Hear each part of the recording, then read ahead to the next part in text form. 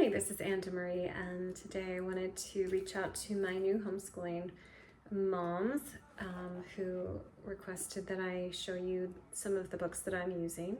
So today I thought I would focus a little bit in on the history books that I have found to be the most beneficial to our family.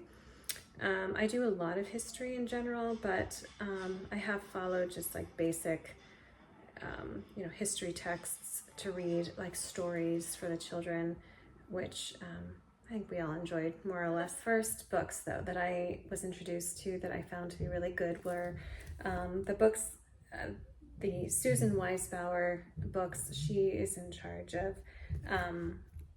a series called The Well-Educated Mind.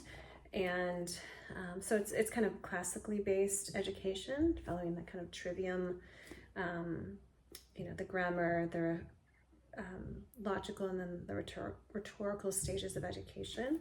But anyhow, so she wrote this story of the world. Maybe you've heard of it before.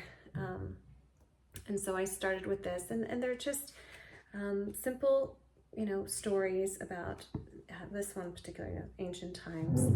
But for every chapter, there's always a guide. Now, you don't have to have the guide, but I got one because I found it to be advantageous and helpful in discussion, especially in the beginning years when I wasn't used to doing this sort of thing.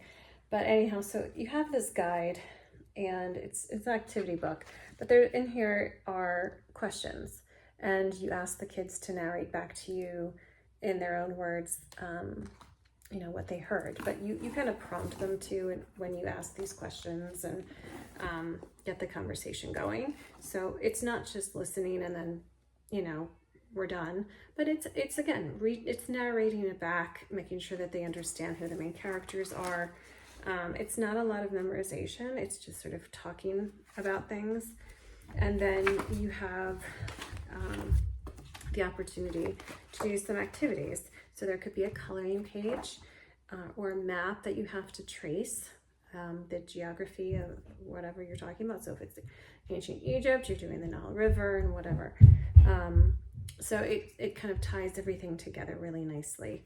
And she does that for, I believe, all three history cycles. I have the Middle Ages and ancient history. Another series that I have used, this is specifically for Catholics, is called The Story of Civilization. So this brings into it, again, some of the Catholic references of saints and popes, and just makes it more sacramental, makes it more fitting for a Catholic reader. And this also has workbooks and things like that. This also, in addition to that, they have an audio CD. I don't know if Story of the World has an audio disc to listen to. It may. I don't have one, but it might. But that's also a really nice way to get the history into their heads in case they don't want to hear you or you don't want to read it. Having that option is fantastic.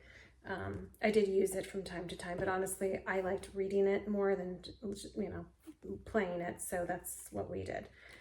But I found that at least it's really important to get, if you don't want to use either of these, that's fine. There are maybe others, but to get something that is historically accurate, something that kind of is more, at least for us, is coming from a Christian perspective, is coming from a Christian worldview, seeing everything from the lens of Christ being the savior of humanity. So when you take a look at everything from that lens, it's going to have a different feel to it versus like a public school secular atheist perspective.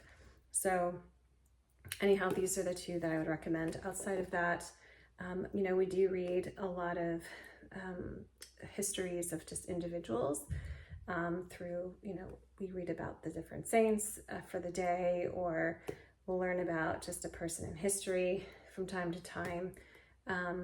There's different chapter books that you could read to your kids just for fun that would be, just a thing to learn together.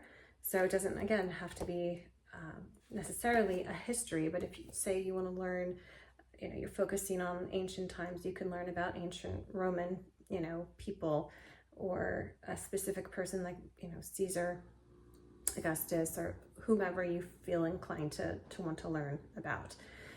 Always, if you can, use your library. We are often at our library. They know us very well, just because it's an easy resource to tap into. But I also recommend, sometimes those books are written from a perspective that isn't in alignment with our beliefs, and or how authors can do that. So we have been working on building up our own library, which I highly recommend you do, just so that you can have it and you can, again, resource things yourself and have resources that you know are trustworthy, because we just unfortunately can't trust everything that's published these days, for obvious reasons, if you know what I mean. I use Seton Press a lot, Christ the King, Lord of History, Dr. Ann Carroll, very good. Also, Dr. Warren Carroll's, for your high schoolers, excellent stuff on the history of Christendom, and just so well cited and written like a story. So it's just a wonderful text for more of an advanced reader. I don't have those down here with me, but definitely look those up. The History of Christendom series by Dr. Warren Carroll. With that, yeah, if those are the ones I'd recommend. If there's anything specific that you're looking into that you want my opinions on, please feel free and drop me a note down below. And thank you for checking in, and as always, please like and subscribe.